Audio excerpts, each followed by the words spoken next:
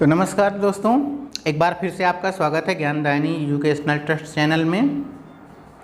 तो चलिए हम लोग क्लास 12 के कुछ टॉपिक्स को कवर करते हैं, जिसमें आज हम लोग पढ़ेंगे इलेक्ट्रिक पोटेंशियल।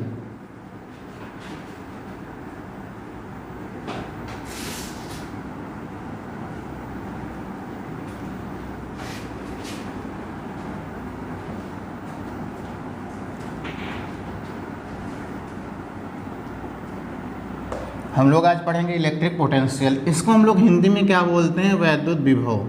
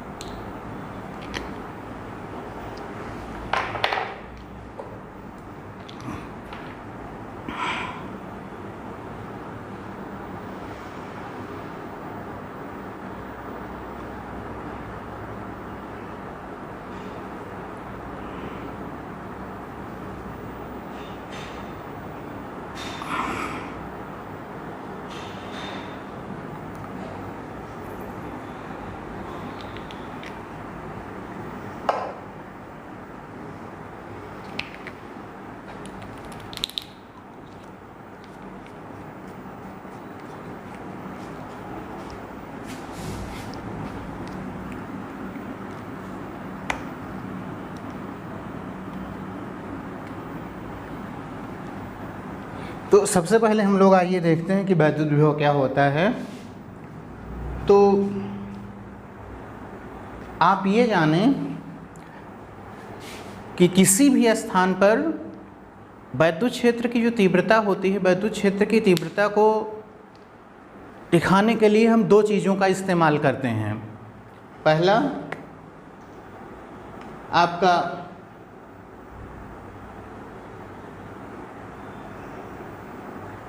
इलेक्ट्रिक फील्ड हो जाता है, दूसरा इलेक्ट्रिक पोटेंशियल हो जाता है। ठीक, इलेक्ट्रिक फील्ड का मतलब होता है वैद्युत क्षेत्र,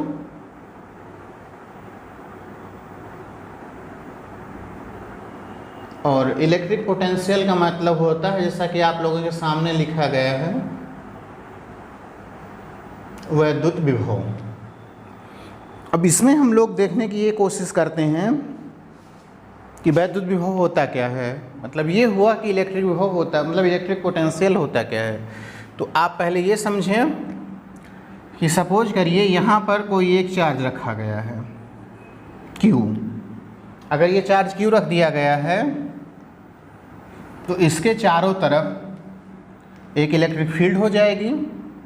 ये कोई एक चार्ज रखा गया है, इस चार्ज के चारों तरफ एक इलेक्ट्रिक फील्ड बन जाएगी, जैसा कि आप देख रहे हैं एक वैद्युत क्षेत्र बन जाएगा।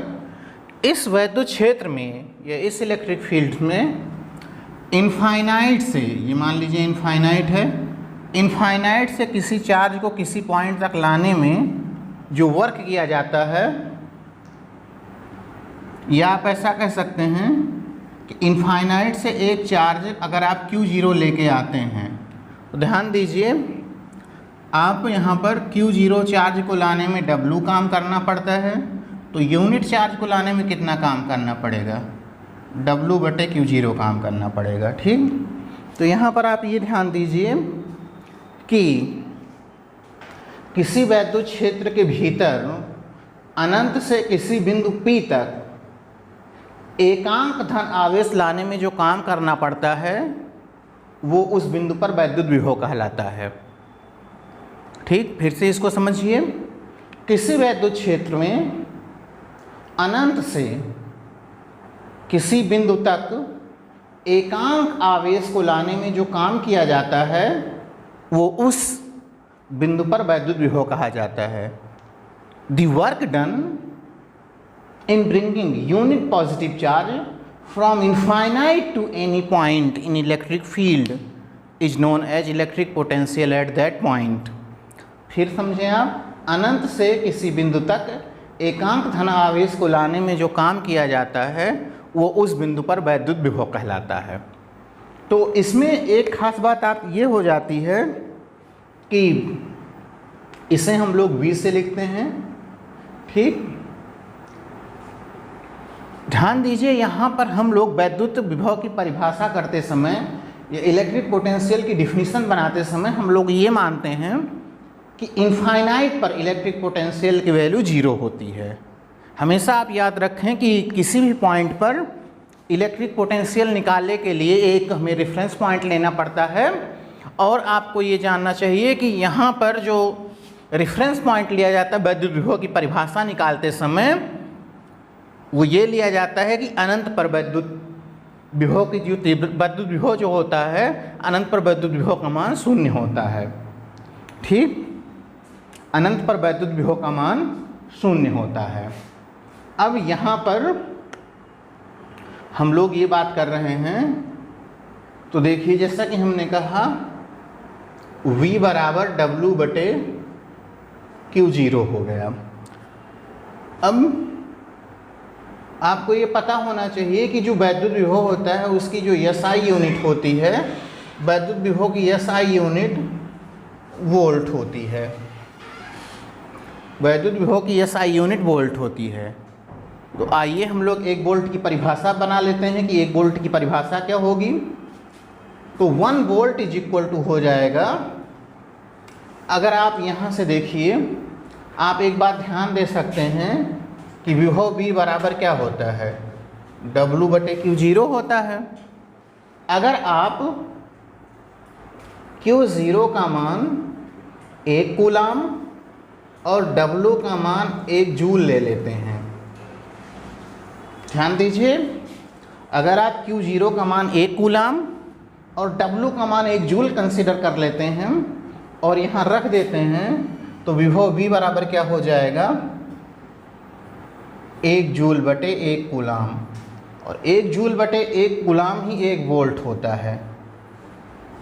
इसका मतलब क्या हुआ, चलिए इसी इतने से हम लोग अपनी परिभाषा कर सकते हैं, इतने से अपनी परिभाषा हम बना सकते हैं। तो यहाँ पर अगर आप देखिए, यदि किसी वैद्युत क्षेत्र में किसी बिंदु पर 1 कूलाम का आवेश लाने में 1 जूल का कार्य करना पड़ता है, तो उस बिंदु पर वैद्युत विभव 1 वोल्ट होता है। फिर से आप समझें, यदि किसी वैद्युत क्षेत्र में किसी बिंदु पर 1 कूलाम का आवेश अनंत से लेकर के आने में 1 जूल का वर्क करना पड़ता है, तो उस बिंदु पर वैद्युत विभव 1 वोल्ट होता है। ये 1 वोल्ट की परिभाषा है। तो डियर स्टूडेंट्स, इस परिभाषा को आप लिख भी सकते हैं कि अगर अनंत से अगर वैद्युत क्षेत्र के भीतर किसी बिंदु पर 1 कूलाम का आवेश लाने पर 1 जूल का कार्य करना पड़े, तो उस बिंदु पर विभव क्या होता है, 1 वोल्ट होता है। If work done in bringing unit positive charge from infinite to any point in electric field is 1 joule, then the potential at that point will be 1 volt। चलिए फिलहाल ये तो थोड़ी बातें हमारी विभव के बारे में हुई। अब आगे हम लोग देखते हैं विभवांतर, जिसे हम लोग पोटेंशियल डिफरेंस कहते हैं। तो आप ये भी समझें कि पोटेंशियल डिफरेंस क्या होता है।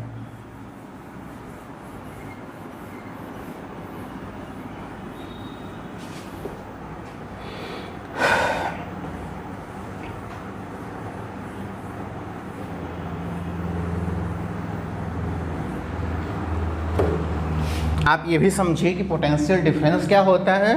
तो इसके लिए आपको ध्यान ये देना पड़ेगा, आप सपोज करिए कि आपके पास इस वैद्युत क्षेत्र में 2 पॉइंट्स हैं, पॉइंट A और पॉइंट B।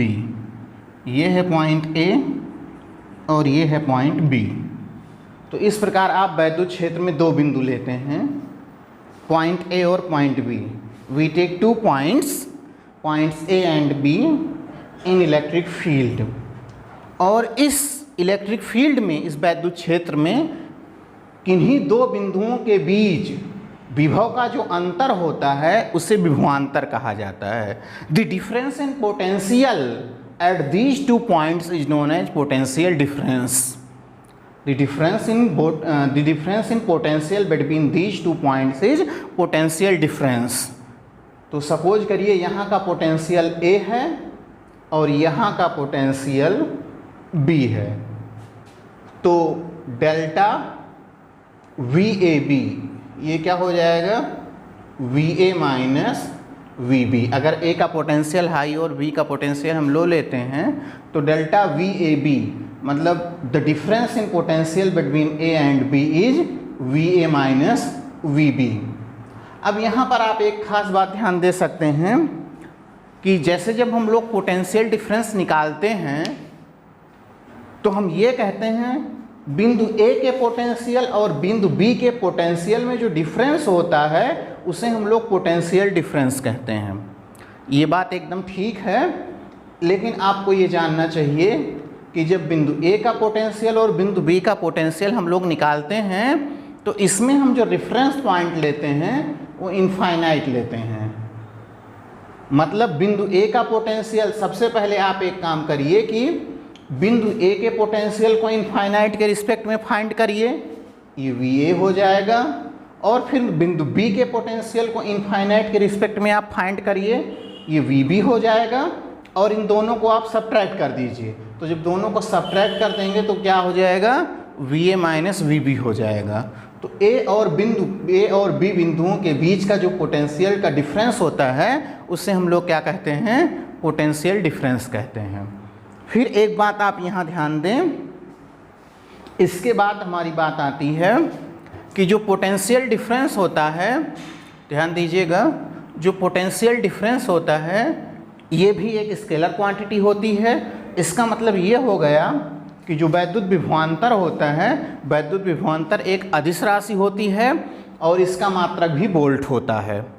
इसका मात्रक भी पोटेंशियल के ही तरीके, क्योंकि ये दो पोटेंशियल का डिफरेंस है, वो पोटेंशियल का मात्रक वोल्ट होता है, इसलिए पोटेंशियल डिफरेंस का मात्रक जो होता है वो भी क्या हो जाएगा, वोल्ट हो जाएगा। तो मैं समझता हूँ इतने तक आपको कुछ समझ में आया होगा। और डियर स्टूडेंट, अगर आपको कुछ ना समझ में आए तो आप हमारे वीडियो के नीचे क्लिक करके उस पर कमेंट ज़रूर करें, ताकि हमको ये समझ में आए कि आपको क्या नहीं समझ में आया है। आपको जो बातें नहीं समझ में आई हों वो कमेंट बॉक्स में ज़रूर डाल दीजिए, हम उसको नेक्स्ट क्लास में ज़रूर एक्सप्लेन कर देंगे। ठीक, आपको जो बातें ना समझ में आए उसे आप कमेंट बॉक्स में डाल दिया करिए, हम उसे नेक्स्ट क्लास में ज़रूर एक्सप्लेन कर दिया करेंगे। फिर इसके बाद ध्यान दीजिए आप कि किसी भी, जैसे सपोज करिए आपको कोई एक पॉइंट चार्ज Q दिया गया है, इस पॉइंट चार्ज Q से स्मॉल r डिस्टेंस पर कोई एक पॉइंट आपको P दिया गया है। ध्यान दीजिए, एक पॉइंट चार्ज Q दिया गया है, इस पॉइंट चार्ज P से स्मॉल r डिस्टेंस पर कोई एक पॉइंट P दिया गया है। इस पॉइंट पर आपको पोटेंशियल की वैल्यू का कैलकुलेशन करना है। मीन्स हमें बिंदु Q से r दूरी पर स्थित बिंदु P पर पोटेंशियल की वैल्यू का कैलकुलेशन करना है, मीन्स विभव की वैल्यू का कैलकुलेशन करना है। Means we can say that we have to find out the value of potential at point P which is at distance small r from charge Q।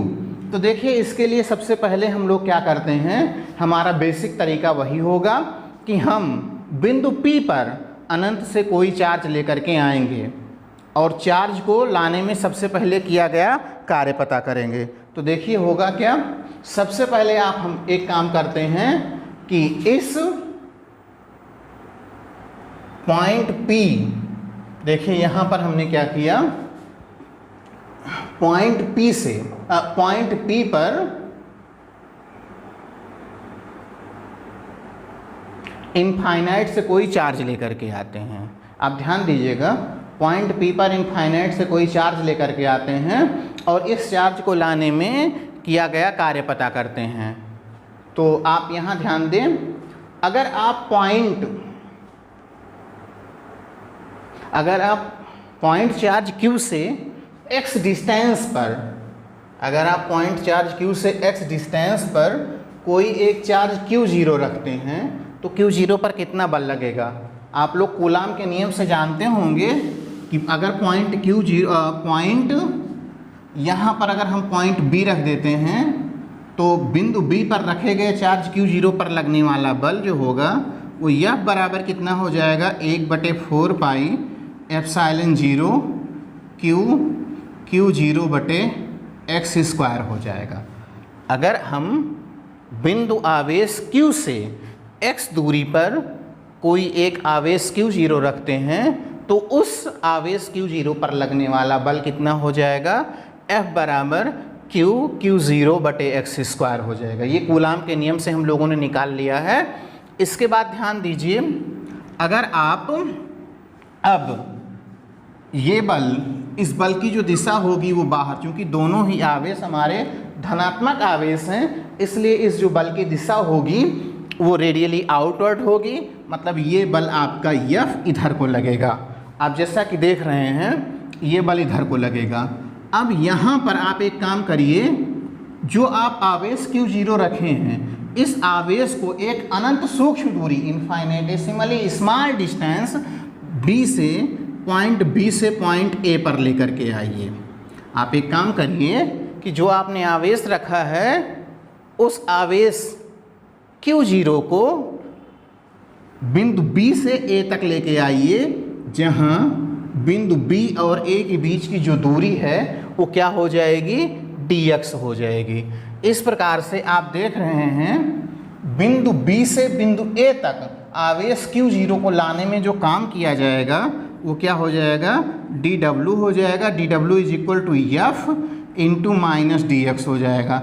यहाँ पर आप देखिए, यहाँ हम लोग माइनस साइन क्यों इन्वॉल्व कर रहे हैं। यहाँ पे माइनस साइन लाने का सीधा मतलब ये हो गया कि आपका ये जो बल है, ये बल और डिस्प्लेसमेंट, मतलब फोर्स और डिस्प्लेसमेंट एक दूसरे के अपोजिट डायरेक्शन में हैं। आप ध्यान दें कि ये फोर्स और डिस्प्लेसमेंट एक दूसरे के अपोजिट डायरेक्शन में, बल बाहर को लग रहा है और आप आवेश को अंदर की दिशा में लेकर के आ रहे हैं। इस वजह से यहाँ पर जो डिस्प्लेसमेंट के साथ हमने नेगेटिव साइन इन्वॉल्व कर लिया है। आप यहाँ पर फोर्स की वैल्यू रख दीजिए तो dw = क्या हो जाएगा, 1/4 pi epsilon 0 Q0/x² into minus sign यहाँ लगा दीजिए, dx आ जाएगा। देखिए ये तो क्या हो जाएगा, ये तो आप यहाँ से देख सकते हैं उस चार्ज Q0 को B से A तक लाने में किया गया कार्य हो जाएगा। अब अगर चार्ज को B से A तक लाने में किया गया कार्य dw हो जाएगा तो total work done in bringing charge Q0 from infinite two point P। इसका मतलब ये हुआ कि हमें अगर बिंदु आवेश Q0 को अनंत से बिंदु P तक लेके आना होगा तो हमें कितना कार्य करना पड़ेगा, देयरफॉर टोटल वर्क डन, मतलब ये हुआ कुल कृत कार्य, मतलब अनंत से बिंदु P तक लाने में कुल कृत कार्य, टोटल वर्क डन कितना हो जाएगा, टोटल वर्क डन = हो जाएगा W, और ये = होगा, आप एक काम करिए कि इस dw को इनफाइनाइट से लेकर के R पॉइंट तक इंटीग्रेट कर दीजिए। आप यहाँ समझें, जो टोटल, यहाँ जब आप टोटल वर्क निकालेंगे तो इसी वर्क को क्या करेंगे, इनफाइनाइट, क्योंकि आपने शुरुआत कहाँ से किया था, अनंत से किया था, तो अनंत से शुरुआत करके आप उस बिंदु तक ले जा रहे हैं। बिंदु कहाँ है, R दूरी पर है। शुरुआती बिंदु कहाँ है, अनंत दूरी पर है, और अंतिम बिंदु कहाँ है, R दूरी पर है। इस प्रकार से आप आवेश को अनंत से R दूरी पर ले जा रहे हैं, इसलिए कुल जो किया गया कार्य होगा, आप उसको एक काम करिए कि अनंत से लेकर R तक इंटीग्रेट कर दीजिए, dw की वैल्यू रख दीजिए, तो टोटल वर्क हो जाएगा, देखिए 1/4 पाई एप्सिलॉन नॉट Q0, इतना तो कांस्टेंट है, तो Q0/4 पाई एप्सिलॉन नॉट ये कांस्टेंट है, सॉरी यहाँ पर x² होगा, तो ये आपका हो जाएगा इनफाइनाइट टू R dx/ax²। फिर आप ध्यान दें W = -Q0/4 pi epsilon naught dx का मतलब dx अपान एक्स स्क्वायर का इंटीग्रेशन -1 अपान x होता है, और कहाँ से r, कहाँ से इनफाइनाइट टू r, ये माइनस से माइनस प्लस हो जाएगा। इस प्रकार से W is equal to Q0 upon 4 pi epsilon naught 1 upon r minus 1 upon infinite हो जाएगा। इसका मतलब हुआ कि W is equal to Q0 4 pi epsilon not into 1 upon r हो गया।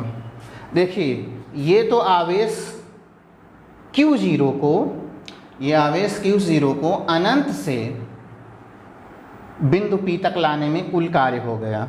और आप लोग परिभाषा से ये जानते हैं कि उस बिंदु पर विभव means potential at that point V is equal to W upon Q0 होता है। W की वैल्यू रख देंगे तो Q0 कट जाएगा, ये आ जाएगा 1 अपान 4 पाई एप्सिलॉन नॉट Q अपान R। ध्यान दीजिए, इस प्रकार से आप किसी बिंदु आवेश से r दूरी पर स्थित बिंदु पर आपने पोटेंशियल के वैल्यू का कैलकुलेशन कर लिया। ठीक, आप जल्दी से इसका स्क्रीनशॉट ले लें ताकि हम लोग आगे बढ़ सकें। ये बड़ा ही इम्पोर्टेंट कैलकुलेशन होता है, इसको आप लोग थोड़ा सा याद कर लीजिएगा।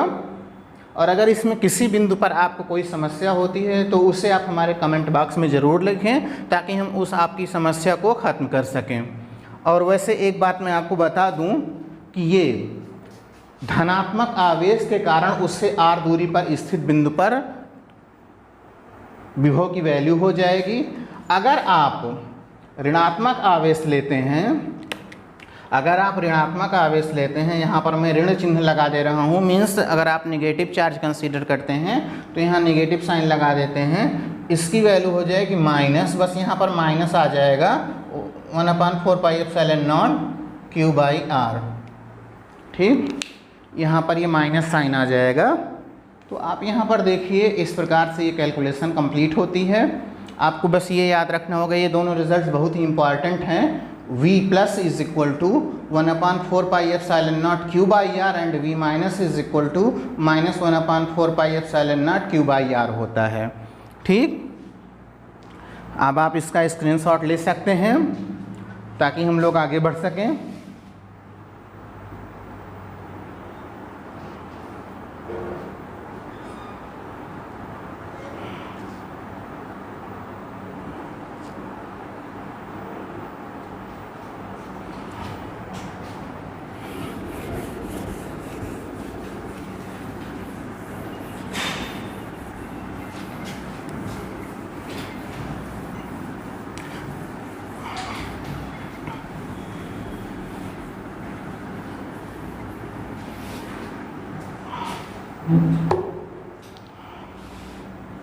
इसके बाद हम लोगों को कैलकुलेशन करना है एक द्विध्रुव के कारण वैद्युत विभव के मान का कैलकुलेशन करना है।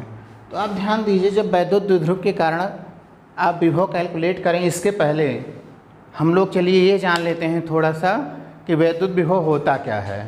ठीक, वैद्युत विभव का कैलकुलेशन करें इसके पहले हम लोग ये जान लेते हैं कि वैद्युत विभव होता क्या है, वैद्युत द्विध्रुव होता क्या है। हालांकि अगर आप मेरी पिछली वीडियो देखते हैं तो उसमें द्विध्रुव के बारे में हम लोगों ने डिटेल्ड स्टडी की है। आप चैप्टर 1 वैद्युत क्षेत्र वाले चैप्टर में अगर आप देखेंगे तो उसमें वैद्युत द्विध्रुव के बारे में हम लोगों ने डिटेल्ड स्टडी की है, और वहाँ पर वैद्युत द्विध्रुव की अक्षीय और निरक्षीय स्थिति में हम लोगों ने मतलब कि वैद्युत ध्रुव के इक्वेटोरियल और एक्सियल पोजीशन पर वैद्युत क्षेत्र की तीव्रता का कैलकुलेशन भी किया है। लेकिन यहाँ आप लोगों को करना क्या है, वैद्युत द्विध्रुव की अक्षीय और निरक्षीय स्थिति में वैद्युत विभव का कैलकुलेशन करना है। तो बस एक लाइन में आपको मैं बताना चाहूँगा, जैसे अगर आप NaCl कंसीडर करते हो तो इधर Na प्लस हो जाएगा, ये पॉजिटिव चार्ज होगा, और इससे थोड़ी सी दूरी पर Cl माइनस हो जाएगा, ये निगेटिव चार्ज होगा। अगर आप NaCl मॉलिक्यूल को थोड़ा ध्यान से देखें तो इसमें एक पॉजिटिव चार्ज और एक निगेटिव चार्ज एक दूसरे से थोड़ी सी दूरी पर सेपरेटेड हैं। इस प्रकार अगर एक पॉजिटिव चार्ज और नेगेटिव चार्ज एक दूसरे से थोड़ी दूरी पर सेपरेटेड होते हैं तो ये एक वैद्युत द्विध्रुव का निर्माण करते हैं। अर्थात ये हुआ कि अगर एक धनात्मक आवेश मतलब हुआ प्लस Q और एक ऋणात्मक आवेश मतलब हुआ माइनस Q, एक धनात्मक आवेश प्लस Q और एक ऋणात्मक आवेश माइनस Q अगर एक दूसरे से थोड़ी दूरी 2L पर हैं, एक दूसरे से स्मॉल डिस्टेंस 2L पर हैं, तो ये एक वैद्युत द्विध्रुव का निर्माण करते हैं। वैद्युत द्विध्रुव का जो कुछ एग्जाम्पल है जैसे NaCl हो गया या Cl हो गया। अब हमें इस वैद्युत द्विध्रुव के कारण इसके सेंटर से r डिस्टेंस पर वैद्युत विभव के मान का कैलकुलेशन करना है। तो आइए उसका हम लोग कैलकुलेशन करते हैं। मुझे लगता है कि आप लोगों को वैद्युत द्विध्रुव जरूर समझ में आया होगा। जो स्टूडेंट्स हमारी पुरानी क्लास ना लिए हों वो हमारे ट्रस्ट के चैनल पर जा कर के पुरानी क्लासेज को देख सकते हैं, जिसमें आपको वैद्युत द्विध्रुव के बारे में बहुत कायदे से समझाया गया है। तो आइए सबसे पहले हम लोग क्या कैलकुलेट करते हैं, वैद्युत द्विध्रुव की अक्षीय स्थिति में वैद्युत विभव मीन्स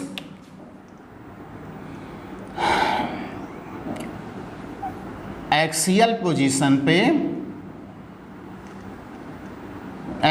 पोजीशन मतलब अक्षीय स्थिति पर वैद्युत क्षेत्र का वैद्युत विभव। सपोज करिए आपके पास कोई एक वैद्युत द्विध्रुव है, आपके पास एक वैद्युत द्विध्रुव है AB और AB का जो मध्य बिंदु है वो क्या है, O है, और आप ये दूरी L है। पूरे वैद्युत द्विध्रुव की लंबाई L होती है 2L होती है। अगर पूरे वैद्युत द्विध्रुव की लंबाई 2L होती है तो आप स्पष्टतः जान जाएंगे कि ये L हो जाएगा और ये L हो जाएगा। हमें इस द्विध्रुव के सेंटर जो कि O है, सेंटर से R डिस्टेंस पर कोई एक पॉइंट P दिया गया है। सेंटर O से R दूरी पर कोई एक पॉइंट P दिया गया है। हमें इसी पॉइंट पर वैद्युत विभव का मान निकालना है। और अगर आप ये देखें, अगर यहाँ इसके सेंटर से बिंदु P की दूरी R है तो A से बिंदु P की दूरी कितनी हो जाएगी, R प्लस L हो जाएगी। और बिंदु B से ये दूरी कितनी हो जाएगी, अगर ये R है ये L है तो ये दूरी R माइनस L हो जाएगी। माइनस Q है, ये प्लस Q है, तो माइनस Q से जो दूरी होगी वो कितनी हो जाएगी, माइनस Q से जो दूरी है, माइनस Q से जो दूरी है वो आप देख रहे हैं R प्लस L है, और प्लस Q से जो दूरी है वो क्या है, R माइनस L है। इस प्रकार से आप ये देखिए, इस प्रकार से आप यहाँ पर देख सकते हैं कि V माइनस का जो मान हो जाएगा, V माइनस का मान हो जाएगा माइनस 1/4 पाई एप्सिलॉन 0 Q बटे R प्लस L। इसी प्रकार से V प्लस Q जो हो जाएगा इसका मान हो जाएगा 1/4 पाई एप्सिलॉन 0 Q बटे R माइनस L। ये V माइनस का मान हो गया, ये V प्लस का मान हो गया। इस प्रकार से कुल विभव V की जो वैल्यू आएगी वो V minus Q plus V plus Q हो जाएगी। जैसा आप देख रहे हैं इन दोनों ही मानों में 1/4 पाई एप्सिलॉन 0 कॉमन है। इस प्रकार से V इज इक्वल टू, आप एक काम करिए, Q बटे 4 पाई एप्सिलॉन 0 आप कॉमन ले लीजिए और यहाँ पर क्या आ जाएगा, 1/R minus L minus 1/R plus L। ठीक, इसको LCM लेकर के हम लोग ऐड कर देते हैं तो जो V की वैल्यू आएगी वो Q/4 pi epsilon naught R plus L minus R plus L upon R square minus L square आएगी। ये इससे कैंसिल हो जाएगा। V is equal to Q/4 pi epsilon naught 2L upon R square minus L square आ जाएगा। आप एक काम करें, 2Q और L को इकट्ठा कर लीजिए। आप लोग जानते हो कि 2QL का जो मान होता है ये P होता है, देयरफॉर जो V का मान होगा वो क्या हो जाएगा, 1/4 पाई एप्सिलॉन 0 P बटे r square minus L square. अगर आप ऐसी स्थिति कंसीडर कर लीजिए कि आर स्क्वायर का मान एल स्क्वायर के कंपेयर में बहुत ज़्यादा है, तो V का मान 1/4 पाई एप्सिलॉन 0 P बटे आर स्क्वायर आ जाएगा। आप यहाँ से देख सकते हैं कि किसी भी वैद्युत द्विध्रुव के कारण उसके एक्सियल पोजीशन पर वैद्युत विभव का मान V = 1/4 pi epsilon 0 P by r square आता है। ठीक,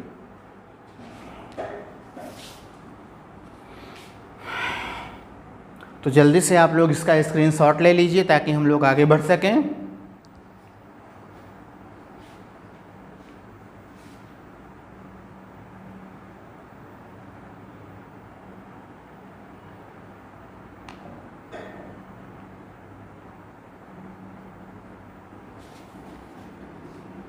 तो चलिए इसका हम लोगों ने स्क्रीनशॉट लिया। अब इसके बाद हम लोग देखे हैं इक्वाटोरियल पोजीशन पे वैद्युत विभव का मान क्या होता है। मतलब किसी भी वैद्युत द्विध्रुव के कारण उसकी निरक्षीय स्थिति में वैद्युत विभव का मान कितना होता है। ठीक, तो आप ये जानिए कि आपके पास ये कोई एक वैद्युत द्विध्रुव हो गया जिसमें ये -Q आवेश है। इससे 2L दूरी पर आपका एक +Q आवेश हो गया। ये L दूरी है, ये L दूरी है, ये O है, ये A है, ये B है। आपको इसके परपेंडिकुलर बाइसेक्टर पर मतलब लंबार्धक पर कोई एक दूरी इससे R दूरी दी गई है। तो मान लीजिए ये बिंदु P है। तो अगर आप यहाँ पर पाइथागोरस थ्योरम अप्लाई करते हो, ये L है, ये R है, तो ये क्या हो जाएगा, √R² प्लस L स्क्वायर। ये L है, ये R है, तो ये √L² plus √R² plus L square हो जाएगा। अब यहाँ पर आप ध्यान दीजिए, ये भी दूरी √R² प्लस L स्क्वायर है, ये भी दूरी √R² प्लस L स्क्वायर है। तो बिंदु आवेश -Q के कारण बिंदु P पर वैद्युत क्षेत्र की तीव्रता वैद्युत विभव कितना होगा, V- = -1/4 पाई एप्सिलॉन 0 Q अपान दूरी AP। और AP दूरी का मान आप देख सकते हैं कितना है, √R² प्लस L स्क्वायर है। तो V- = -1/4 पाई एप्सिलॉन 0 Q अपान AP दूरी कितनी है, √R² प्लस L स्क्वायर। इसी प्रकार से अगर आप V प्लस का मान कैलकुलेट करते हैं तो ये आएगा 1/4 पाई एप्सिलॉन 0 Q अपान ये दूरी BP। तो ये क्या हो जाएगा, BP हो जाएगा। और अगर आप BP का मान रखते हैं तो ये आ जाएगा V plus = 1/4 pi epsilon 0 Q बटे BP मतलब √R² प्लस L स्क्वायर। अब अगर हम लोग कुल वैद्युत विभव निकालते हैं, V = V प्लस V-। आप देख सकते हैं दोनों वैद्युत विभव का मान समान है, इसलिए V का मान क्या आ जाएगा, 0 आ जाएगा। इस प्रकार से आप ये कह सकते हैं कि किसी वैद्युत द्विध्रुव के कारण उसकी निरक्षीय स्थिति में वैद्युत विभव का मान सदैव 0 होता है। इसका मतलब ये हुआ कि किसी भी डाइपोल के कारण उसके इक्वाटोरियल पोजीशन में इलेक्ट्रिक पोटेंशियल की वैल्यू हमेशा 0 होती है। तो फ्रेंड्स आज के लिए बस इतना ही। अगले टॉपिक में हम लोग इस पर कुछ और वैल्यूज़ का कैलकुलेशन करेंगे। Thanks for watching.